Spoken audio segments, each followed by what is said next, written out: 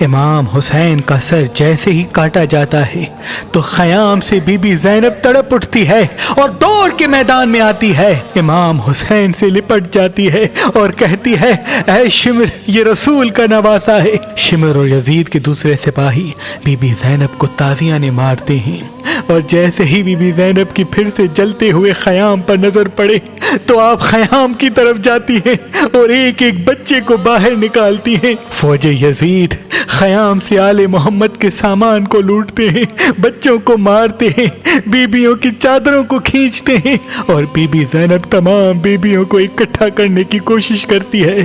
اتنی دیر میں be be زینب دیکھے کہ بستر بیماری پہ جو سجاد سویا ہوا تھا وہ ابھی تک خیام سے باہر نہیں آیا۔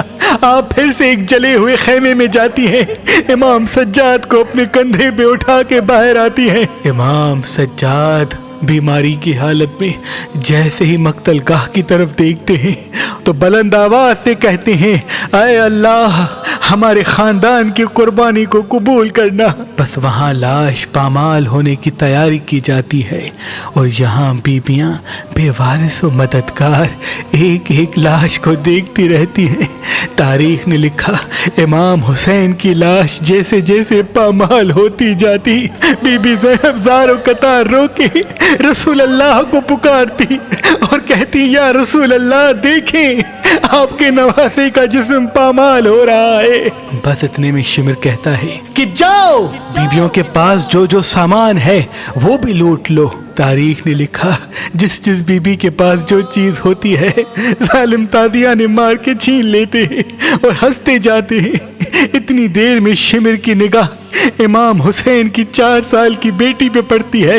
وہ ہنس کے کہتا ہے یہ وہی بیٹی ہے نا جس سے حسین سب سے زیادہ پیار کرتے تھے؟ بی بی سکینہ کہتی ہے ہاں۔ بس وہ بی بی سکینہ کے بالوں سے پکڑ کے ان کو تماچے مارتا ہے اور ان کی بالیاں کانوں سے کھینچ کے اتار دیتا ہے۔ بی بی سکینہ مقتل کی طرف جاتی ہے اور اپنے بابا کے جسم کے ٹکڑوں پہ خود کو گرا دیتی ہے۔ بس سورج ڈھلنے لگتا ہے اور غریبوں کی شام آ جاتی ہے۔ اب بی بی زینب دیکھے کہ تمام بیبیاں مسلسل رو رہی ہیں۔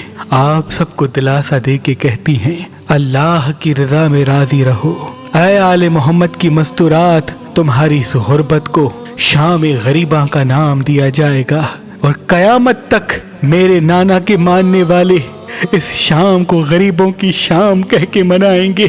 آؤ اکٹھا بیٹھتے ہیں۔ بس سب کو بی بی زینب ساتھ کرتی ہے اور ایک ایک بچے کو گنا جاتا ہے۔ بی بی زینب دیکھے کہ بی بی سکینہ یہاں پہ نہیں ہے۔ آپ بی بی سکینہ کو ڈھونڈتے ڈھونڈتے مقتل گاہ پہنچتی ہیں۔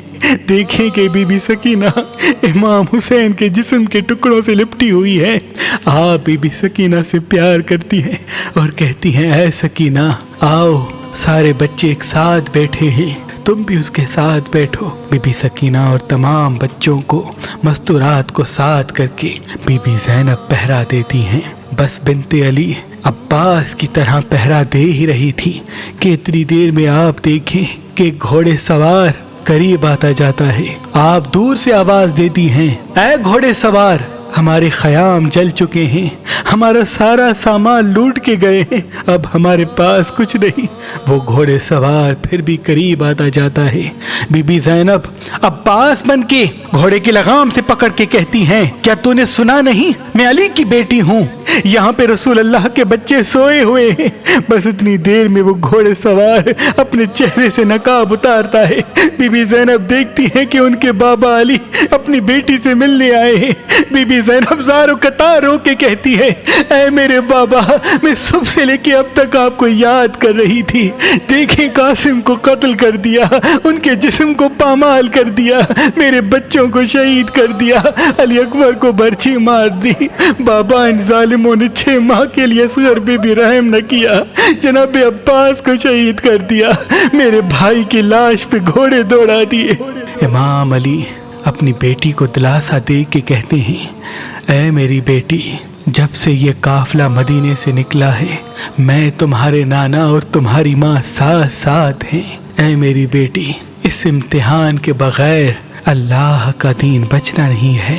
دیکھنا تمہاری اس قربانی کے بعد قیامت تک کوئی بھی یزید دوسرا پیدا نہیں ہوگا اور کوئی بھی اللہ کے دین پہ انگلی نہیں اٹھائے گا، تیرے نانا کی نبوت سے انکار نہیں کرے گا۔